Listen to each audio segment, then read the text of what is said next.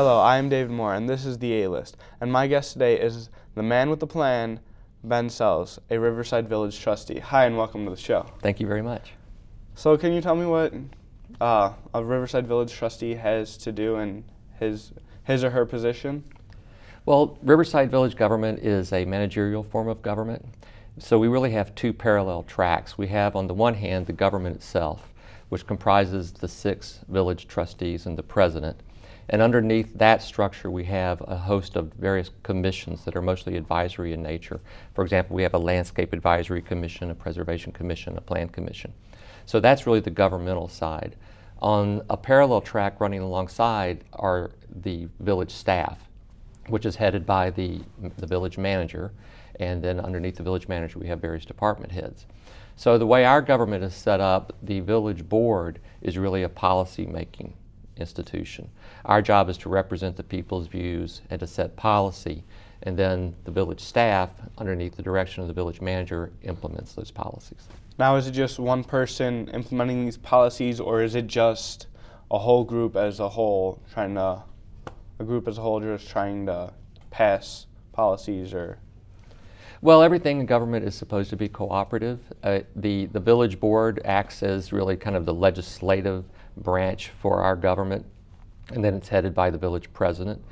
In terms of the implementation, the village manager, like I said, is at the top of the managerial part, the administrative part, and then our village departments, like our public works department, our parks and recreation department, they are the ones who actually are on the ground implementing the policies that the board sets. So is there really any other requirements you have to meet in order to become a village trustee? Well, the main requirement, I think, is having a passion for the village. You have to enjoy the kind of work that you do as a village trustee, which is both mundane and inspirational at the same time. The nice thing about village government is you're representing your neighbors. I mean, the people I see every day at Riverside So Foods. It's easier than a bigger government. Well, I don't know that it's easier, but it's more connected, because the people that you represent you see every single day. I mean, people stop you in the grocery store, people stop you at a restaurant, which to me is really the enjoyable aspect of being a village trustee, because you have that direct connection to the people that you're representing. So you have to have that kind of love for the town and respect for your neighbors. So that's really the only qualification, and of course you have to get elected. So there's that requirement as well. Yeah, I understand. Is there any education that you have received in your college career, or any other education that goes into be a Riverside Village trustee? Well, my background is in psychology and law. I went to graduate school at Southern Methodist University and got a degree in philosophical psychology, and then moved to Chicago, where I started practicing law. So I actually find that both of those things, the law part, of course, helps with the technicalities of like zoning and planning and things like that, contractual issues. And then the psychology part is nice in terms of working with other people and dealing with the issues that you have on a community-wide basis. So I wouldn't say that there's any specific educational background that's necessary. It really comes back to really having that passion of service. Are there any other type of offices that you held in any other districts or any other villages? Well, I got my start in public service really in Riverside, and working at the PTA at Blythe School. I ran for school district, and then later was appointed to the Preservation Commission, which is tasked with making sure our architectural landmarks are protected primarily in the town. And so that was what I was doing when I was asked to run for village trustee. What are some of your top reasons for wanting to become a village trustee? Riverside, everybody would tell you that their hometown is a special place, but there is something that's truly unique about Riverside. Riverside, as most people know, was founded by Frederick Law Olmsted in terms of, well, not founded, but designed by Frederick Law Olmsted. And one of the guiding principles that Olmsted had in designing Riverside, he believed deeply that nature and beauty have a direct connection to civic involvement.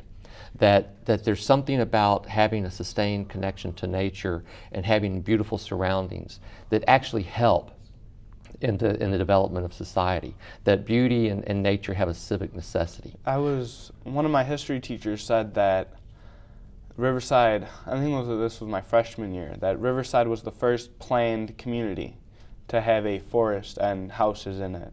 Yeah, that's true. The Riverside Improvement Company developed the idea of Riverside back in the 1860s. And the idea was to create a perfect village that would combine the rural aspects of country life, the kind of the relaxed, serene oasis, with modern conveniences.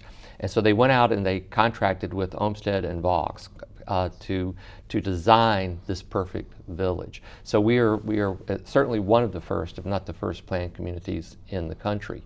We have, for example, our arcade building is the first multi-tenant commercial building in the country. Really kind of the first shopping mall that we have right here, and it's just been beautifully restored. So we really have a very unique place in the history of Chicago. We are right next to the Chicago Portage, which was really the geographical feature that led to the founding and development of Chicago and to the expansion to the west. So Riverside has been a very, very important place in the history of Chicago for many, many years. So do you still think that Riverside is, as you said, a perfect village? Well, perfect is a high standard, but certainly we're on our way.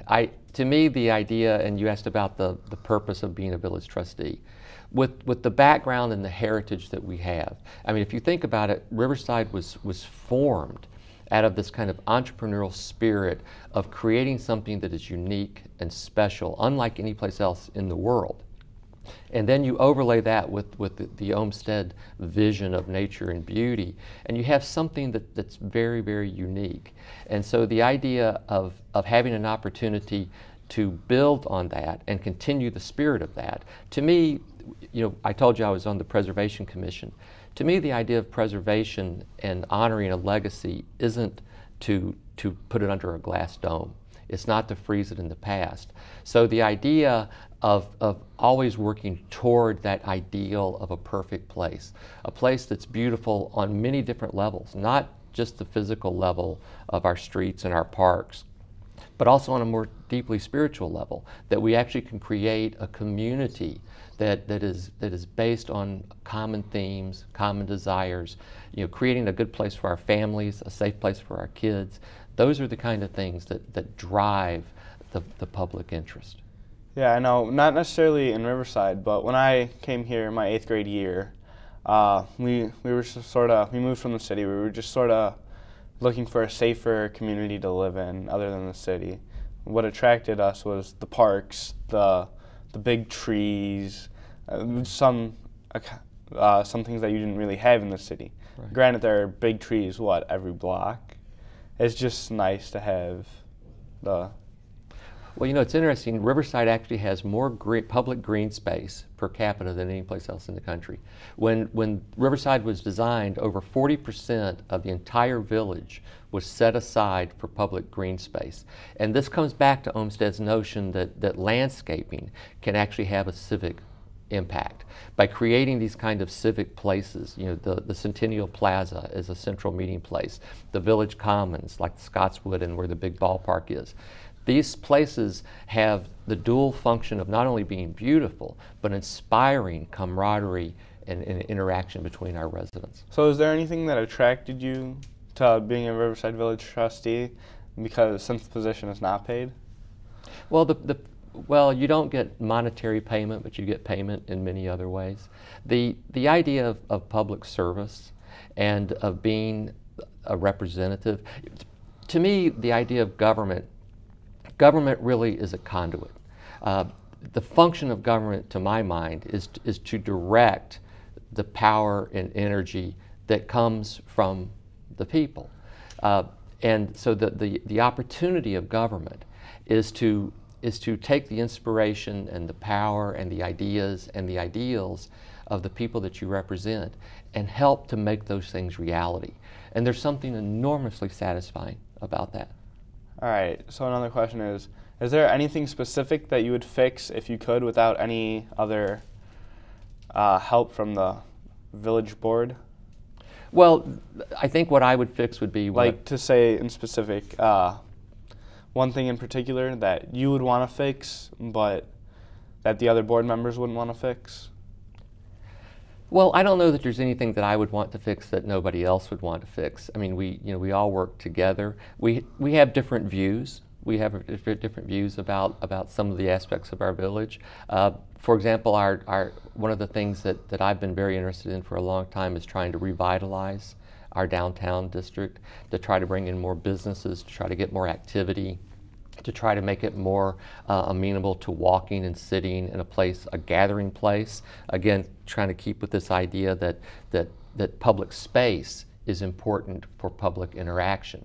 Now some folks think that Riverside should be more isolated, that our downtown should be more just for Riversiders. I disagree with that view. I think that you can have both. I think you can have a downtown that is vibrant, that brings in not only people from the outside, but also our residents in this happy mix, so that you have the kind of ideal place, a downtown that matches the beauty of the surrounding area. So what you're trying to say is that you want a downtown almost like LaGrange, with the shops, just people walking just to walk with their kids, and well, actually, I want a downtown that LaGrange will envy. I want a downtown where people are going to say, that's the way to do it right. A downtown with beautiful buildings, a downtown with a place, where the streets are designed for more pedestrian-oriented activity, where you have lots of benches, places where people can sit and enjoy the beauty of what we have to offer here. I don't think that we want the kind of volume that you would have in a place like LaGrange, because we're a small community. But the smallness of our community is what makes it so possible to do something really extraordinary. Yeah. Because we have such a small canvas, we can paint a really beautiful picture. So what was the reason for you entering a second term? Is there anything specific, or was it the same first reason that you... Well, it's interesting. I mean, everything has a learning curve. When I became a village trustee, I had never been involved in government before. I have my own business. I have a sailing company that I have now. And so I was used to being able to do things as an entrepreneur, that you make a decision, you make a plan, and you enact it. You just run with it and go with it. That's not how government works. Government, by its very, and this is a learning thing, this is something good that I learned in my first term. The whole idea of government is team building. There aren't any personal achievements in government. Every government achievement is a communal, cooperative achievement. So that first term, you really kind of start to learn the ins and outs. I didn't really know anything about planning and zoning and these kind of things, the minutia of village government. So it takes a few years to really get those kind of things in your mind. Budgeting is something that's critical for municipal governments. So the more you do that, the better at it you get. And as you start to get that solid foundation in terms of the skill set and the knowledge, you're then able to kind of bring your ideals back and understand how you can make those things happen in the context of government. So the second term is really the chance to really shine, to really bring these things that you had hoped for to fruition. So that's why I ran again for re-election. All right. Is there any other problems that you would fix now, currently, that exist? Well, the biggest problem that faces Riverside is the problem that faces all Illinois municipalities, is the disconnect between our revenues and our expenses. The state government has a lot of mandates that they put on local governments that they require us to do, but don't provide any funding for us to do. So we have a structural deficit going forward where the requirements that we have to expend, we don't have the revenues to meet. So this is a long-term problem that faces Riverside as well as all other municipalities. And that's something that's going to have to be tackled in the years to come. All right, and thank you, and that's it for the A-List. I am David Moore. Thanks for watching.